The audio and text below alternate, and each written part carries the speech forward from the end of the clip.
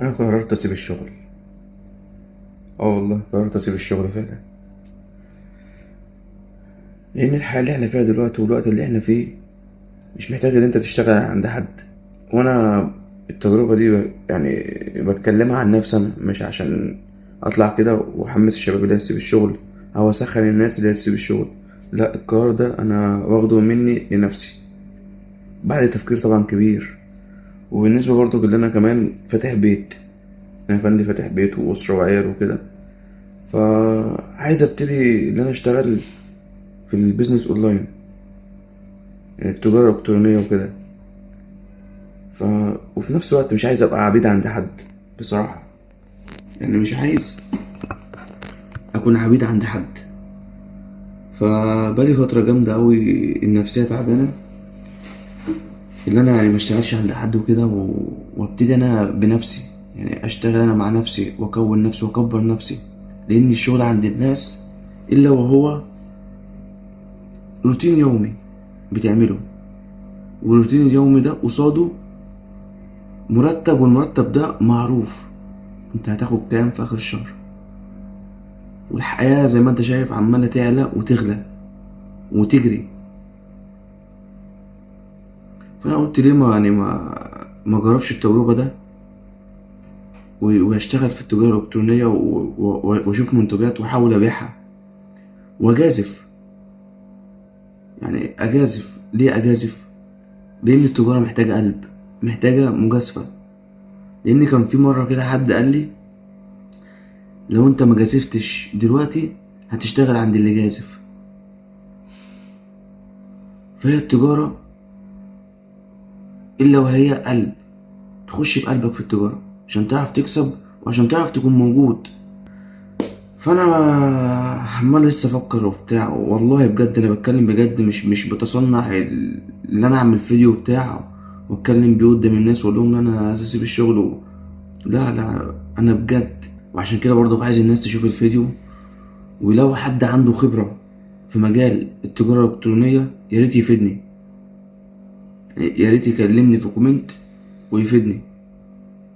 اخش ازاي وابتدي ازاي وايه المنتجات اللي هي شغالة في السوق. لاني برضو كل تجارة وليها مدخل ومخرج، واهم حاجة اللي انا فهمته دلوقتي من التجارة انك تعرف هتجيب ايه وهتبيعها فين. والله بجد انا نفسي يعني باذن الله اكبر واشتغل واكافح واكون حاجة، عايز اثبت وجودي. والله بجد الكلام ده انا بقوله من قلبي، اللي انا بجد عايز اثبت وجودي، عايز اشتغل يعني عايز اكون صاحب مسؤولية بجد. وعايز يعني عايز يبقى ليا كيان في المجتمع، مش عايز مجرد شخص كده عدى الدنيا دي يعني مرار الكرام، يعني عداها كده وخلاص. ده اسمه حسام وجه الدنيا وكان شغال موظف في حتة كذا. انا عايز اطور من نفسي، انا عايز اطور من نفسي، وفي نفس الوقت مش عايز اخد القرار الغلط واقول لا انا هسيب الشغل دلوقتي حالا وبتاع وهبتدي افكر. لا، وانا مرحلة الشغل بفكر إيه اللي هبتديه في التجارة الإلكترونية، وساعة إن شاء الله لما أنفذ خلاص أنا هسيب الشغل على طول وهشتغل محالي. وعلى فكرة أقسم بالله أنا اشتغلت مع نماذج أصغر مني سنا وعاملين براندات، وأنا كنت شغال عندهم موظف. أنا ما بحسدهمش والله، بس بقول بسم الله ما شاء الله عليهم، ربنا يحفظهم يا رب ويزيدهم. بس ليه الواحد ما يبدأش؟ وليه الواحد كده ما يطورش من نفسه؟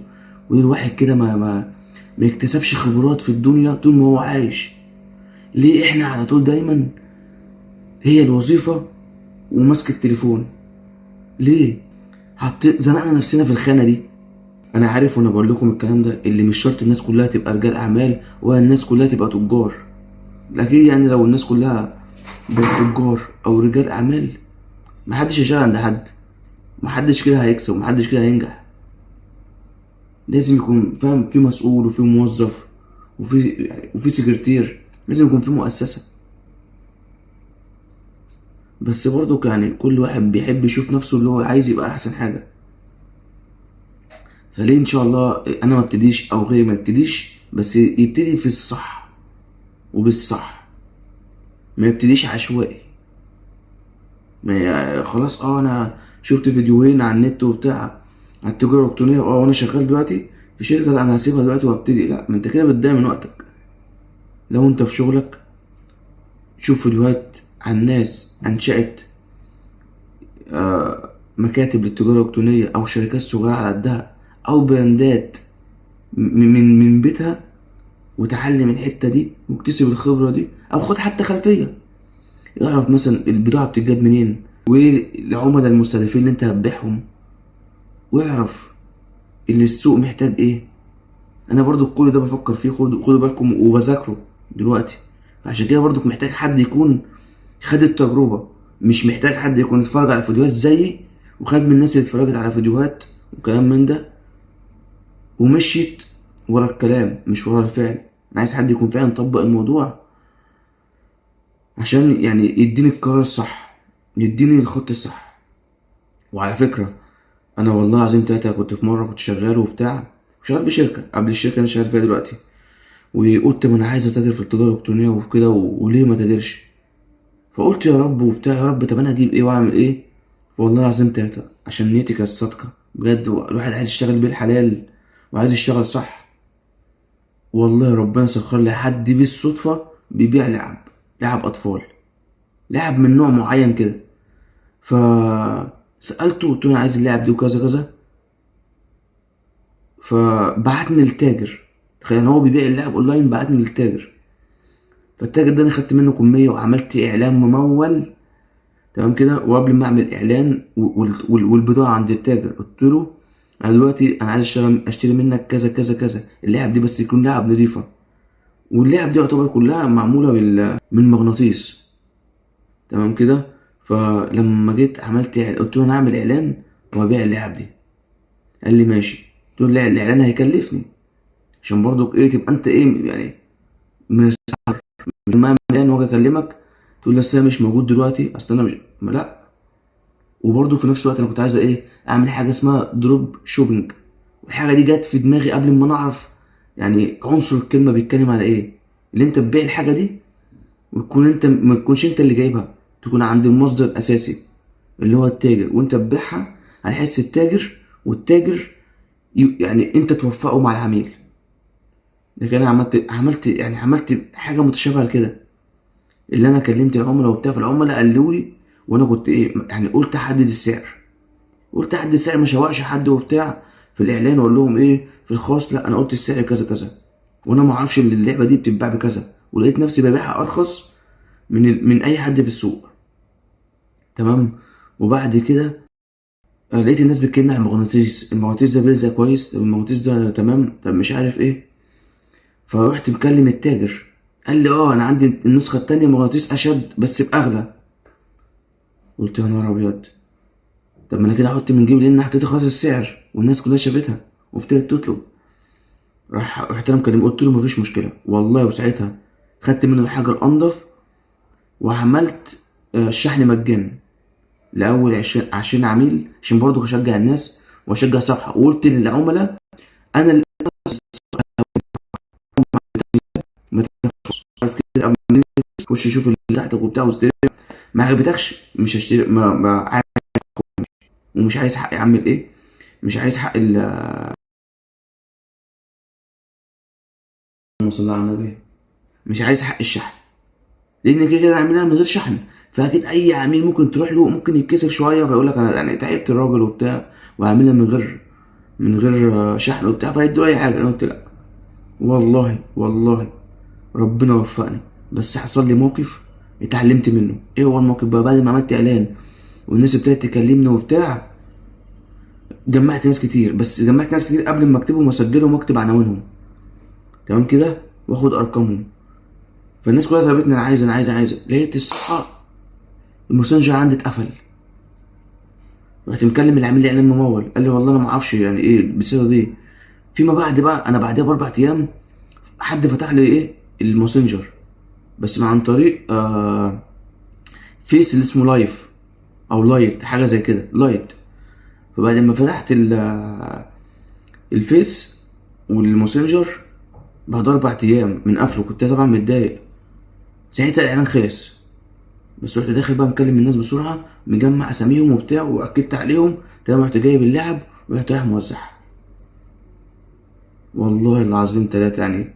انا جبت حق الاعلان، وجبت حق الاعلان وبتاع وكده و... وتعلمت وخدت خبره. بس بعد كده بصراحه ربنا لما بحت لكذا حد، زي ما تقول انا خدت عين او اتنظرت، النفسيه فاهم نزلت، كان عندي حماس وشغف وعندي فاهم ما شاء الله طاقه وبتاع وبحب فاهم، بحب لما عاوز الحاجه اروح لها واتعب واشتغلها واجيبها عشان برضك اعرف اتعلم، عشان خاطر كمان الواحد يعني رزقه يزيد. ما هو اللي بيسعى ربنا بيديله على قد سعيه. فبس فانا بعد كده ايه، لقيت موضوع هتقولوا لي مثلا ما كملتش ليه في الموضوع ده. شغال في شغل ملوش مواعيد، فكنت بضطر ان انا ادي مواعيد للناس العملاء، اقول لهم انا جاي الساعه 7، انا المفروض بخلص الشغل الساعه 6، فكنت باخد معايا الاوردر اللي معايا الاوردرات الشغل. طبعا ايه المفروض بخلص 6 واروح للعميل 7، الاقي الشغل قاعدني 7 8، اروح للعميل عامل فاهم، اقعده بالعافيه اقول له معلش والله انا جاي لك اهو بتاع، وفعلا ببقى جاي له في الطريق بس جاي له متاخر. بس وبعد كده بقى ريحت بقى زي ما انا قلت لكم وبتاع. بس دلوقتي بقى انا عايز وابتدي بحاجه كويسه، وعايز يبقى ليا كيان. والله انا عظيم تلاتة انا بكلمكم من قلبي بجد، ما بتصنعش الكلام وما بعرفش اتصنع الكلام. فربنا يعني يكرمني ويكرم كل الناس يا رب، ويرزق كل الناس يا رب، ويا رب يعني يوفق كل الشباب في العمل في عمل الخير وفي الشغل، ويكونوا احسن الناس. بس فان شاء الله الايام دي باذن الله تعالى احاول بقى كده ايه، هعرف انا هبتدي في ايه، وفي اقرب وقت ان شاء الله هنفذ وهسيب الشغل اللي هو يعني مش هعمل لي حاجه ومش ضايف لي حاجه في حياتي، غير اللي هو جايب لي فلوس اروح بيها مواصلات واكل واشرب بس، وبستلف اخر الشهر والله. فبس فالفيديو ده هدفه حاجتين بصراحه، هدفه اللي احمس الشباب وبالذات الاخص الطلاب اللي هم في ثانويه وبتاع ولسه فاهم ما اشتغلوش، يعملوا حاجه جنب الدراسه. وفي نفس الوقت يكون حد مثلا يشوفني في الفيديو ده شغال في التجاره الالكترونيه، يبتدي يوجهني في اخطاء هو عدى عليها ما عدتش عليا انا، فاكتسب برضو خبره غير الشروحات اللي احنا بنشوفها على النت. بس والسلام عليكم ورحمه الله وبركاته.